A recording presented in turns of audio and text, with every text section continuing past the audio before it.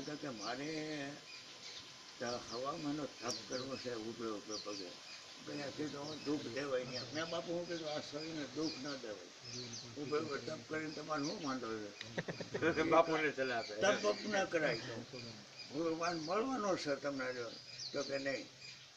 તો કે મને કે દૂધ 2 લીટર જોઈએ હા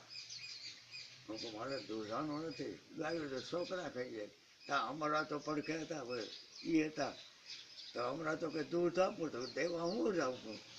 એટલે પણ નથી દેવા જો તો પછી એને બનાવી દો બધું ને પછી આપું જમે પછી હું જમી લઉં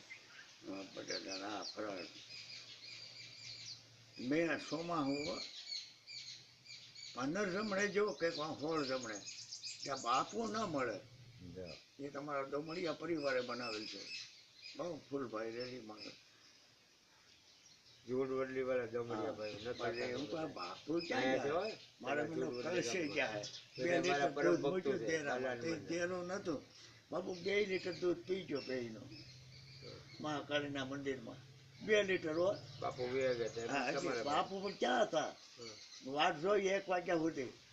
પછી ક્યાં નાખવું પી ગયા હું કહું પી જવા દે જય માં પી જાઉં પીને ઘેર વયો આવ્યો હાલની આજ બીજેથી જાઉં વળી ચાંક્યા હોય તો આવે તો બીજેથી ના આવ્યો પછી સંભાળ ઘરે કરીને આવ્યો પાડો પછી અમૃતાને કીધું ખતર લોકો ત્યાં બાપુ તો વૈયા ગયા તે તો ના તળાણા નહીં એ પછી આ ફૂલાભાઈએ મંદિર બનાવ્યું